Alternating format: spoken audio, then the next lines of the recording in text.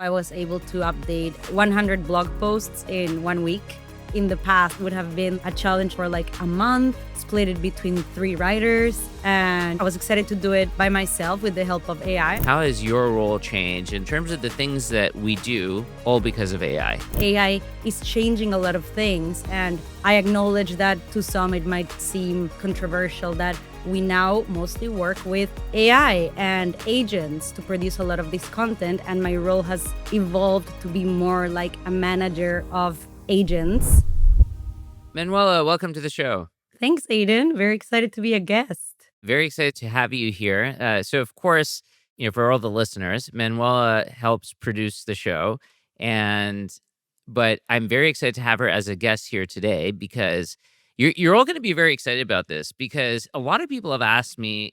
We've talked about on this show building different products and how like building has changed, how software development has changed, how sales has changed. We've talked about like AI SDRs. We've talked about all these things. But we haven't really had a chance to chat about how marketing in general has changed. And boy, has it changed a lot. Like it's changed quite a bit. And so I think maybe a good place to start, Manuela, is maybe you can walk us through how has marketing at Fellow changed and how has your role changed in terms of the things that we do, all because of AI. Thank you. I'll start by saying that a lot of this feels very new and almost like vulnerable to talk about because I feel that my role as a marketer has really evolved over the last 2 years. And with that has come a lot of reflections on my role and what AI will mean, right, for marketers. Obviously, I can't speak for all marketers, but I joined Fellow very early on, like 8 years ago almost, as the company's first content marketer. I was writing a lot of content. I was producing ebooks. I was working with Aiden like side by side to write the copy for our first website.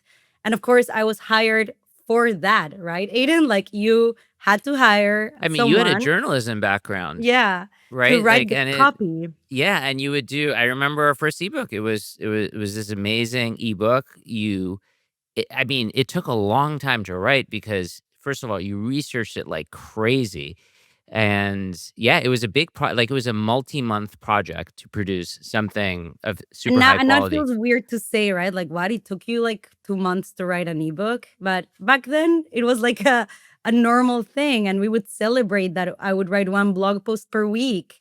And when customers would like praise our content, we would be like, oh my God, like this is amazing. So, in that aspect, content marketing has really, really evolved because I think now the expectations on output are much, much higher. Like you were telling me earlier today, Aiden, I think Amazon put a ban for people who upload ebooks. I think it's like 3 per day maximum. Yeah, isn't that crazy? Amazon literally says you cannot upload more than 3 books a day. That's insane. And before you probably aim to write one ebook per quarter or per year, right? So in that sense, my role has evolved a lot. Of course, I went from like creating content to then managing a team of content creators, content writers. And over the last couple of years, our company completely reinvented itself. And with that, we reinvented the team, the way the team is structured, right? Yeah, so I don't know what a peak was, but maybe at some point we had 30 writers, something like this. Exactly. So we were managing what we used to call like an army of writers or an army of freelancers to produce content for the blog. And the reason why at the beginning I said like this is like a vulnerable conversation for me or might feel controversial to some is because AI is changing a lot of things. And I acknowledge that to some it might seem, like controversial that we now mostly work with AI and agents to produce a lot of this content. And my role has evolved to be more like a manager of agents. So I think that for marketers, for content marketers, for content creators, right now, one of the things that matters a lot, like you and I were talking about earlier, Aiden, is the concept of taste, the concept of understanding what good content is, how to stand out from other competitors. So I think those things are still really, really important, but you still need to know how to use the AI to generate the output. It's very interesting. It's changed so much, and it's a feeling that many are feeling, right? So software developers are feeling that too, that it just feels strange that there is now this thing that writes code for you, and writers feel it in the same way. And today in our town hall, we had a demo of our head of finance showing Claude in Excel and building financial models. And we're all kind of coming to terms with what a lot of this stuff means, but it's very interesting. So just to give people a sense of scale in terms of the sorts of things that you are now able to do with AI, like what are some of the things that you've been able to do that just maybe seem would have been impossible a few years ago? One of the things I want to show, and I know a lot of people come to this podcast for the demos, is how I was able to update 100 blog posts in 1 week. We had this challenge where our company, Fellow, pivoted into a new space, but a lot of our old content talked about our product in a different way, like in an old way, what we used to call old Fellow. So at the beginning of the year, I set the challenge of updating over 100 blog posts that talked about our product in that old way into new positioning and new messaging so that we could start the year from scratch, like with fresh new content. So that in the past, like updating 100 blog posts would have been like a challenge maybe for like a month. Maybe we would have split it between three writers. And yeah, I was excited to do it by myself with the help of AI, and I can show you guys how I did it. But those are some of the things that I'm able to do now. It's crazy. And just to kind of elaborate on this, so when you say updating, 100 blog posts, you're not saying just to change a link, right? Or, fellow was called something and now it's called something else. You're talking about effectively repositioning the blog post, like really consuming it and then understanding the new fellow and then almost like rewriting it in the new way that we would have written it if we were to write it today. So it's much more than just an update. And I'm happy to share my screen and we can start talking about this.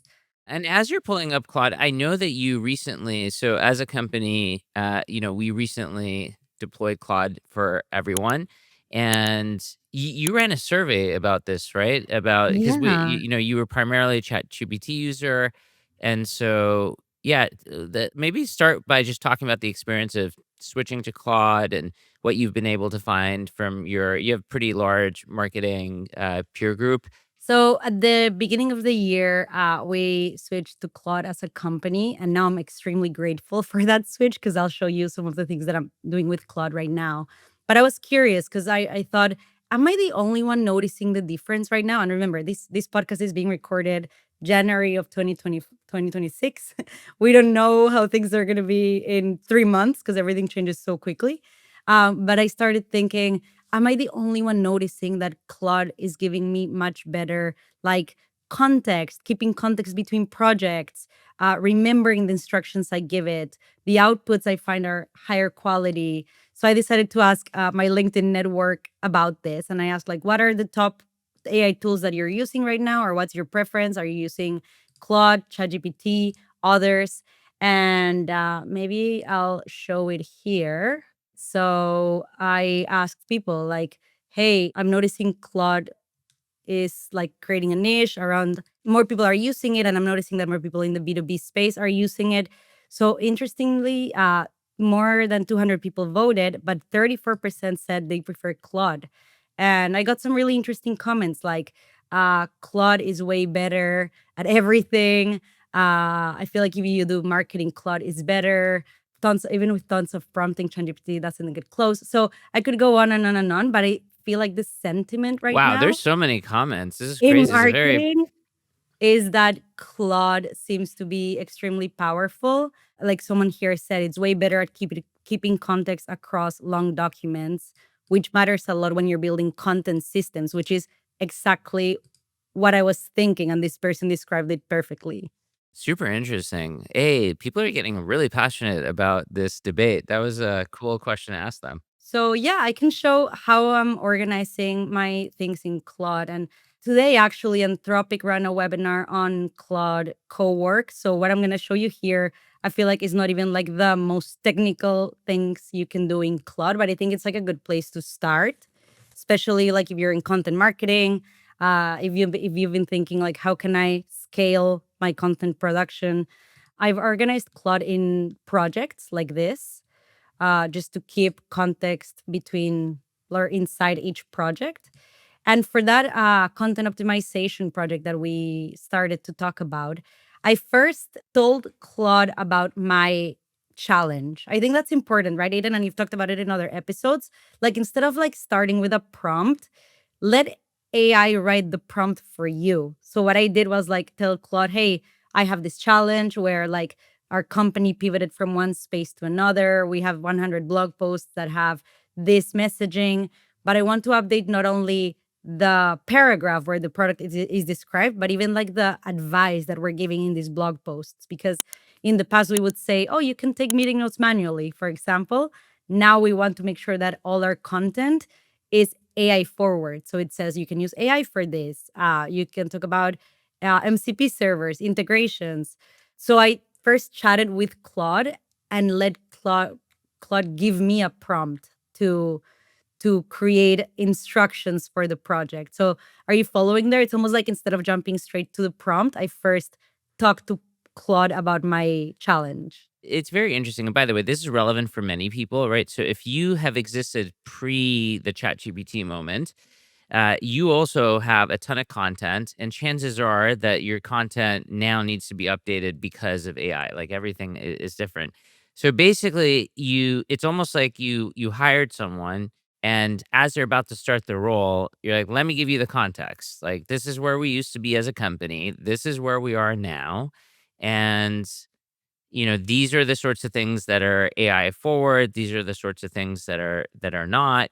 And and then you wanted it to help, like you wanted it to generate the prompt that you could then use to update any blog post.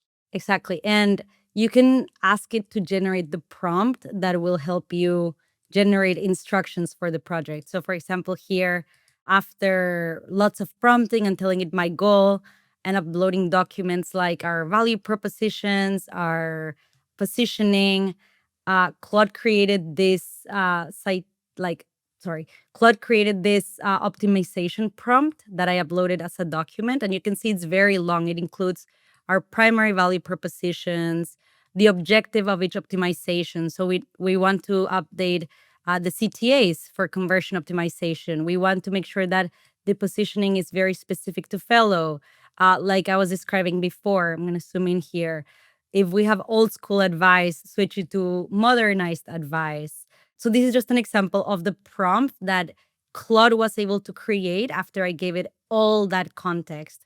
And if this seems intimidating, if you're watching, I didn't write this whole prompt, right? This was a prompt that Claude wrote after I gave it the challenge that I had and then the instructions for what I wanted this project to do. Super interesting, extra long prompt. And so, but you did read it, right? So I Yeah. assume you read the prompt that it generated. And if there are edits that you wanted to make, you did make those edits. Exactly. And for example, one of the things that I realized, like after I created the first version of the prompt, was oh, in the past, I would ask someone else to create internal links or link between our content, right? And then I thought, oh, what if this prompt could just do it or tell Claude to do it? So I started telling Claude, hey, whenever we say AI meeting notes, make sure to link to this page. Whenever we say action items, make sure to link to this page. And that way you're also ensuring that you're creating internal links on your website. Oh, that's super smart. Yeah, like that's a thing that we would have to do manually before, and a lot of times we would do it after the fact, or there would be a check step after writing. Yeah, that's amazing. Very smart. So that was the first project that I created in Claude, and then what it would do, and maybe we can do like a demo in real time of what one of these blog post optimizations would look like. So I'm just going to grab an old And as you blog grab post. that, of course, I know we were talking about this, but basically, there is, if you give it a blog post, I assume, the first time you're going to check its output. And if the output maybe isn't exactly as you wanted, then you can say, hey, this output here isn't what I wanted. Claude, can you edit your prompt so that next time it can catch a situation like this? And so every time you do it, it does get better. 100%. And this is why you probably see a 3 here. Like I have different iterations, right? Like, oh, in the first prompt, I didn't have the internal linking. Claude, can you update the prompt? Maybe in the second time, I realized, oh, I didn't mention our new feature in Ask Fellow, right? Like you can create shortcuts in Ask Fellow. So now make sure to include that. So yeah, it's very cool that you can basically tell it to improve the prompt when you think of new things. Hey everyone, just a quick pause on today's episode to tell you about my day job. In addition to This New Way, I'm the CEO of a company called Fellow.ai, and Fellow is an AI meeting assistant. It joins all your meetings, it summarizes them, tracks the actions and the decision, and does that better than any other tool that you've seen. We've spent a ton of time making sure that the meeting notes and summaries and action items that come out of Fellow are the most accurate, the most precise. It beats any human. You have to try it. But in addition to that, what makes Fellow different is that it is the first AI note taker built from the ground up with security and privacy in mind. This means that you can use it for all your meetings, not just the customer-facing ones, but also the sensitive ones, things like one-on-ones and executive team meetings and those QBRs and everything in between. It's got really good judgment. So for example, if you start a meeting and you're talking about some social stuff that you don't really want on the record that's going to get emailed to everyone afterwards, Fellow just knows. It just doesn't include those things. Or say you have something that you talked about and later on you realize, oh man, that shouldn't have been there. It makes it really easy. You can go back to the meeting, select that part, delete it, and then it's gone from the record. It connects to all of the other tools you use in the organization, whether that's Slack or Asana or HubSpot or Salesforce or Linear or Jira or Confluence, whatever it is, Fellow integrates with all those things. I think the best part is that Fellow also acts as an AI chief of staff. Because it sits on all the meetings and the conversations that you have access to, you can ask it really cool questions such as, what are the biggest opportunities in my company? What are the bottlenecks in engineering? And Fellow just pieces together information, sees trends, and it can answer those sorts of questions. It can even do things like, hey, based on all of the one-on-ones that I've had with this particular person, can you create them a performance review? And it can do things like that too. And the sky's really the limit. What I really wanted you to do is have the opportunity to try out Fellow, check it out, and we're making a special offer available to all our listeners. So just go to fellow.ai/thisnewway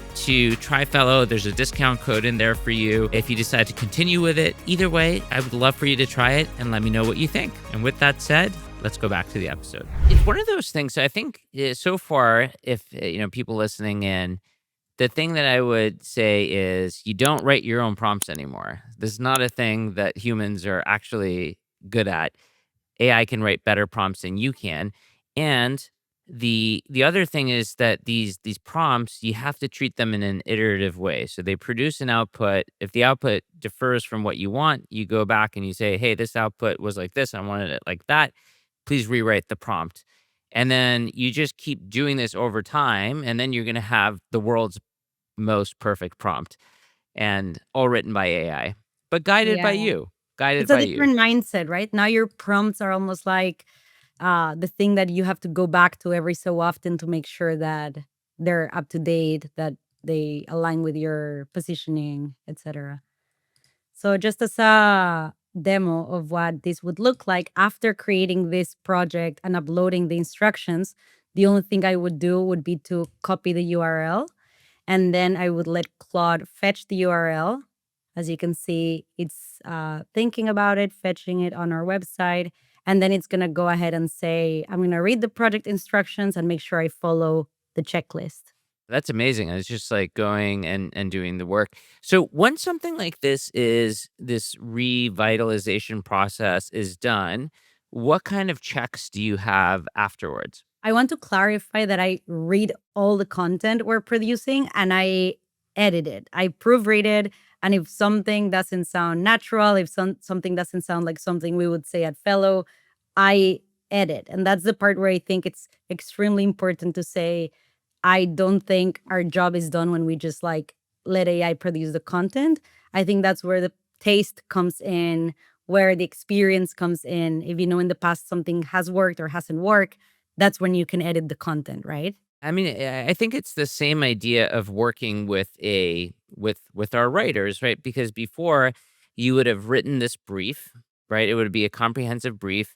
As the writers made mistakes, you would go back and update the brief so that new writers can follow the new format.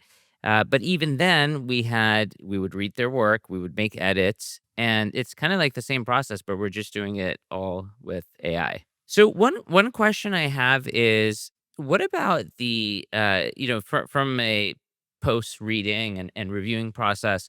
So we can also use AI to do these checks too, right? So over time, if you find that you're fixing certain things or you have certain types of comments, do you ever then amalgamate those things into almost like another almost Claude skill or project where you can, it's almost like the writing reviewer.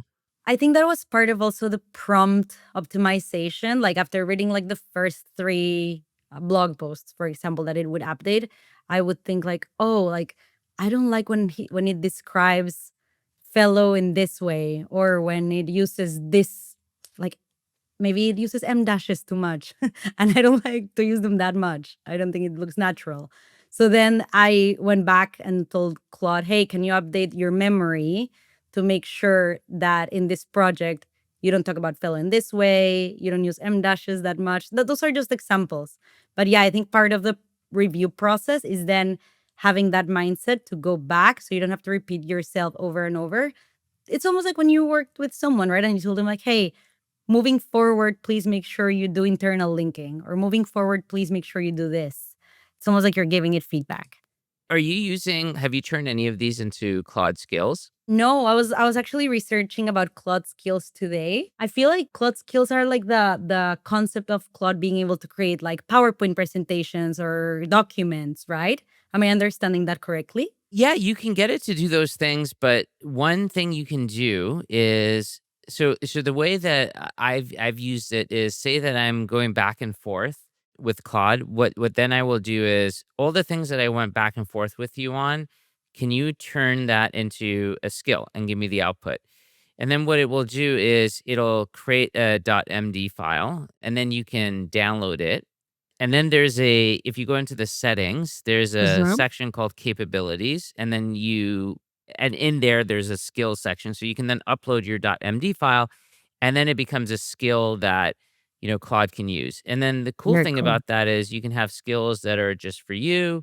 You can have skills that are for the whole company, and it just becomes a way. So for example, if we had a brand guideline so that every person in the whole company wanted to, write in the same way, and there was a certain tone and certain personality to our writing, then we can make sure that no matter who did work, they could always have that built in, and that could be built into our overall organizational Yeah, Claude we need to instance. try that right after this recording. I know someone on this podcast, Hi, talked about it, right? Like I think it was episode 2 of this season.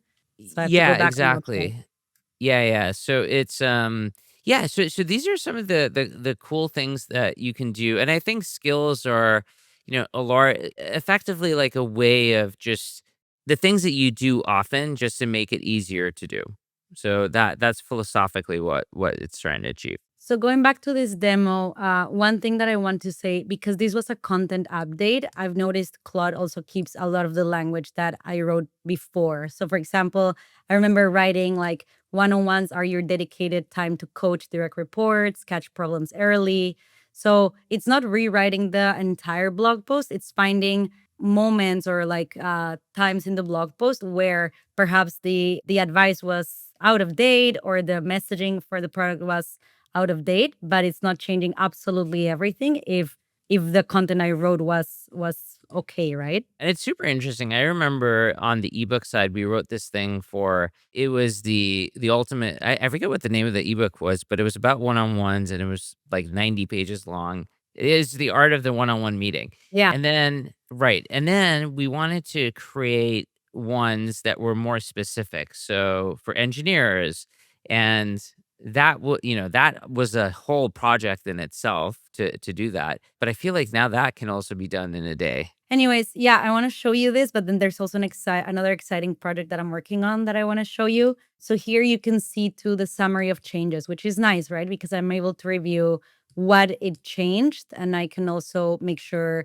it's okay. Like I can put an emphasis on reviewing the things that it says are new optimizations or new internal linking that it added. So I can go back and review that everything is okay there.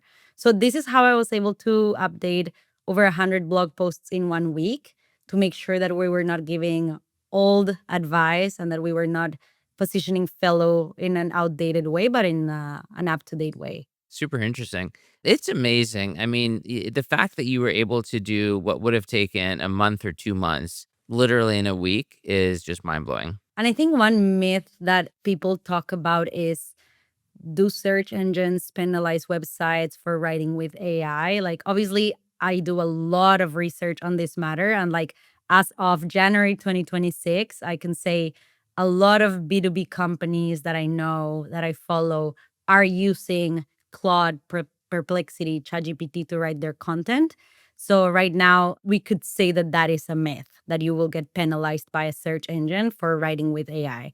I think what's really important is to have original content. So making sure that you have original quotes from your customers, original statistics, because if not, your content will just be a repetition of everything else that is out there online, right? Yeah. So, how do you generate original content? So that's a great segue. So I use this really, really cool tool called Fellow.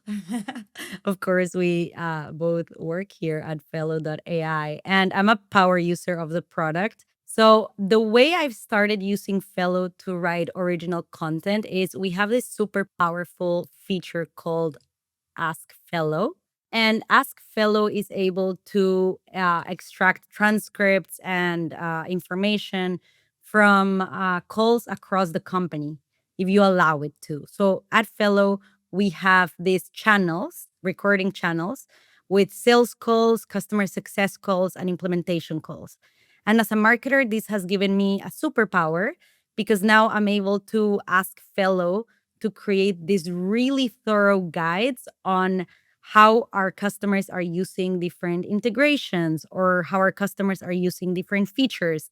And I'm able to put that customer language directly into our marketing website content. So, one example of this would be I have some chats here, and I recently asked Fellow to find the most recent calls that walk prospects or customers through Fellow's Jira integration. As an example, we have many, many integrations, over 50. So Fellow was able to search for all recent calls, and I'm gonna, is that better if I zoom in like that? Fellow was able to search through recent calls, and using the transcripts, then I asked Fellow to write a how-to guide that covers what is the integration, how does it work, what pain points did users mention that led them to using that integration, best practices on deploying it, questions asked, and key customer quotes. But of course, I tell Fellow to anonymize those customer names and just leave the job titles. So one super powerful feature of Ask Fellow is that it can now create these documents that in this case would be like a complete how-to guide based on all the transcripts that I asked it to analyze, specifically about this integration. So I've done this, Aiden, with not only our integrations, but also different industries. So I ask Fellow, for example, to search for transcripts where we talk to our ICP or someone with a very specific job title, and then aggregate all that information into a document with quotes from that specific ICP. Hey everyone, hope you're enjoying the episode. One of the common things that we hear is, hey, you all talk about all these different tools, you walk through these demos. Sometimes it's hard for me to follow along. We decided to do recently was take all the things that we talk about, put them in a weekly newsletter, We literally list all the tools, we link to them, and any demo that we walk through, we break it down step by step, put it in this newsletter so it's super easy for you to follow along. And the other nice thing is that if there's someone on your team that you think could benefit, they're working on that subject area, they could use a little bit of AI injection into their workflow, send them the newsletter, send them that particular episode. We make it super easy to do that. It's free to sign up. All you have to do is go to thisnewway.com, enter your email address, and you'll get this weekly email from us. Hope you enjoy it. With that said, let's go back to the episode. I mean, this is very, very cool, right? So I think the takeaway here is that meetings are content, especially meetings with your customers, where you're, and obviously you anonymize all of this data and all the conversations. But if you're really trying to figure out customer pain points and write content that is really going to talk to the types of pains that your ICP kind of experiences, this is a really, really good way to do it. Whereas before, what you would have to do is you would have to watch many calls yourself, one by one, and then take notes and then turn that into a document. And now it's just, in a second, you can make all this stuff happen. This is one example of those things that in the past would have taken me perhaps 2 days to do, right? Like log into a tool, listen to the calls, and also like a lot of critical thinking would have been needed to like dissect those customer insights, right? For one person to do this whole process. This is another example. I can ask Fellow how specific teams use Fellow if I want to write content that is very specific to that persona. So then what I do after that is export this document. You can export it as a Google Doc or as a docx. And then I go to another Claude project that I have where I've already done the whole process that we talked about before, where I created a prompt by telling Claude exactly what I will do. So I told Claude, hey, I'm going to create a new series of content that talks about specific fellow integrations or specific use cases of fellow by different industries. And I want you to help me create a prompt that not only includes our messaging, positioning, our value propositions, but also gives basically this agent in this project the instructions that it needs to then use that document that I'm going to upload from Fellow and write a very concise blog post about this integration, for example. As you can see here, we also have like internal linking opportunities and all the other things that we talked about for the previous project. So in that case, I would simply upload the document here, and I have a very recent example of how I did that. I uploaded the PDF. And I also, actually, in this case, I repeated the prompt here because I wanted to make sure it was writing for this target audience. So I said, hey, inputs I'm providing, this is the target industry, these are the keywords, this is my desired length. And I've attached a document with customer call insights. And after a lot of analysis, Claude was able to write a piece of content that is full of customer quotes. Like you can see here, these blog posts are full of customer quotes. Like for example, here it says, one sales rep shared, what's helpful for me is at the end, I can listen to my call, et cetera, et cetera, et cetera. So it's content that has customer quotes. And as you know, Aiden, in the past, this would have taken me probably a couple of weeks between listening to sales calls, writing down the customer quotes, and then writing the article. And now this is like a couple of hours maximum. It's pretty mind-blowing, right? It's what you said. What ends up happening is the AI can answer and do anything. The question is, what are you going to get it to do? And this is where taste, judgment comes into play. Quality really matters. If anyone ever reads something on your site that seems like AI slop, then it's, brand damage and you lose trust. So the human element really, really matters. But once you know what you want, as long as you can be very descriptive, and this is why I actually think people who have been like basically managers do have this advantage because this is effectively management. You come up with the outcomes, you come up with the guidelines and the things that are important, but you largely let the work happen, and then you check the work, and you tune your instructions, you give feedback. It's management, but just for agents. The feedback loop is much, much faster. And just to like end the demo, this is like the final outcome, right? So thanks to Ask Fellow and Claude, in a matter of hours, I'm able to create multiple articles that describe very well our different integrations and also different use cases of Fellow, with quotes from customers, which I think is the most important part, right? Like, these quotes you cannot find anywhere else on the internet because they are quotes that belong to us, because that's what people told us during implementation calls and customer success calls regarding why they chose Fellow over other AI meeting assistants, for example. So I think when people are writing content, it's very important to keep that in mind, like you were saying. Quotes, human, thoughts or opinions, opinions from your customers, thought leaders. I think now it's more important than ever to make sure that your content is still original content. And one of the nice things about AI, and one of the things that we obviously implement and recommend others do as well, is just the anonymization function, right? So it's very, like, when you do stuff like this, it's super important to be able to anonymize all the information, and again, AI just makes it so easy to do that. But just the real time language, the thought patterns, the problems, and if you can kind of speak to those things, it's when other people come to read the material, they're just going to identify that much better. And it's amazing. Like, the world of marketing has forever changed, and this is just the beginning. It keeps changing. I feel behind. Like I was saying earlier, I attended this Anthropic webinar on Claude Code and Claude Cowork, and I was thinking I need to get on this. So I think that's what's next for me, automating more of my tasks with Claude Cowork. But I think projects is a really great place to start for everyone, because you can create like this mini agents or mini machines that have very specific prompts and instructions, and then each project behaves as a separate agent or AI employee. So you can see here I have a project for optimizations, one for social media posts. So it knows our tone and voice for the Fellow brand on social media. I have one for a podcast, our newsletter.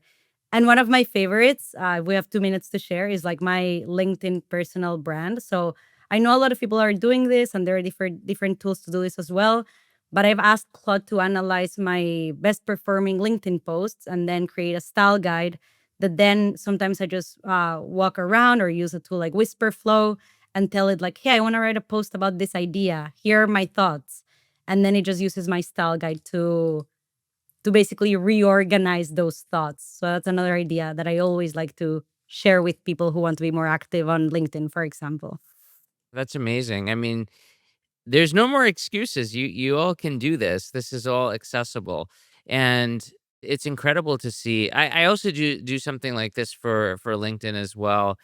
And sometimes, the hardest thing is when you have a really good idea, how do you express it in such a way that people can clearly understand it, that it's digestible, that it's exciting to read. And now all you have to do is just speak your idea, like you said. And if you spend the time, you have to invest the time. In the beginning, these things always take longer. Mhm. But if you invest the time in the beginning and you spend the hours early on, then it just becomes this asset that you can keep using. And over the course of time, you will definitely speed up. So I think this is just the beginning, but very excited to be showing these different use cases for Claude and Fellow, and excited to see what people have to say. If you have more ideas, just let us know. This is great, Manuela. Thank you for coming on Of course. and showing all this stuff. And maybe you'll have to come back, because I think maybe in another 6 months you'll be doing all sorts of crazy things. Oh yeah. So we'll do another one of The these in a few world of months. AI is changing extremely fast. So yeah, this podcast helps me stay up to date, to be honest with you. So I'm grateful for it. Bye, Aiden. Thank you for having me. Great to see you, Manuela. And that's it for today. Thank you so much for tuning into this episode of This New Way. If you like the content, be sure to rate, review, and subscribe so you can get notified when we post the next episode. See you next time.